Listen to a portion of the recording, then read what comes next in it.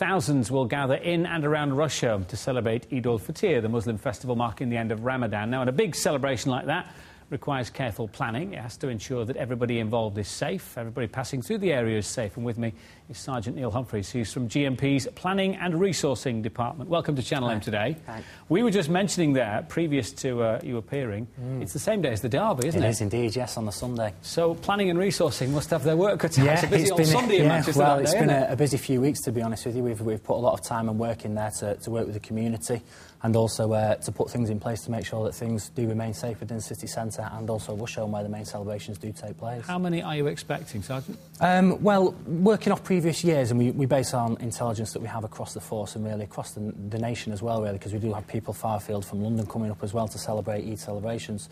We are expecting in the thousands, as you say.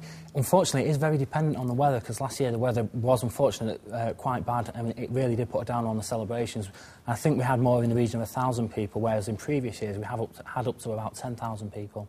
It's a lot of people to cram into Rusholme, isn't it? It is a very lot of people, yeah. And they are celebrating, and they are quite extrovert. Yes, are you indeed. expecting it to be reasonably peaceful? Yeah. We've as I say, we've had no intelligence to suggest anything otherwise. We worked very closely with the community, and we have independent advisory group members who work alongside ourselves to advise us on policing tactics, what they believe may look oppressive, what also we may need to consider when we're policing such special events as this. Because, for example, give me an example. What is oppressive? I mean, do you go out there, you know, in the full armour and the high-vis jackets and all that stuff? We have unfortunately had to on previous occasions, and this is going back some years now, and it really does make me put my thinking cap on to actually think how long ago it was. I've worked these celebrations now for 7 years, and I can only think on one occasion where we have had some small disorder.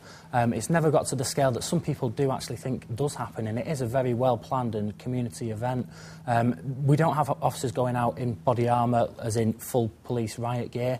That would be a very, very last resort for us, and it is something where it would go horribly wrong, which hopefully, touch wood, won't happen. So you try and maintain a discreet presence? Yes, I mean, clearly you've got to be there. You've got to reassure members of the community who are perhaps, you know, want to be reassured, who aren't perhaps out participating in the celebrations. But equally, you don't want to be oppressive, and because that could make the situation boil over, couldn't it? Yeah, and we've come on leaps and bounds building bridges with the community to actually work alongside so that we do get things right and we do make sure that everything is organised and planned very well.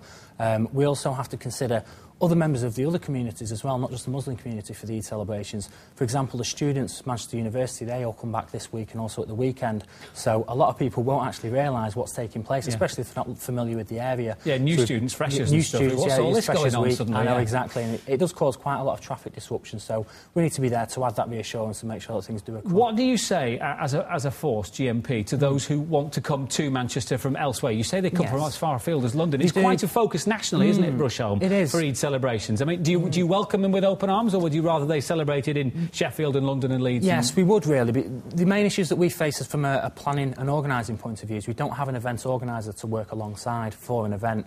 Nobody wants to organise this event in such a manner to have it as a one specific main event. So what we do say to individuals is do celebrate Eid, and we obviously, the police do welcome that, but we would like to advise you to do that in local communities like down in London and Birmingham, and we know that people are celebrating up in Scotland as well, because we've been working with other police forces for how we've developed, because like you say, Manchester has become a focal point, and we've really leaded the way on how we police such events like this. Well, I'm sure it'll go swimmingly. Yes. Best of luck. Thank you very much. Thanks for your time, Sergeant.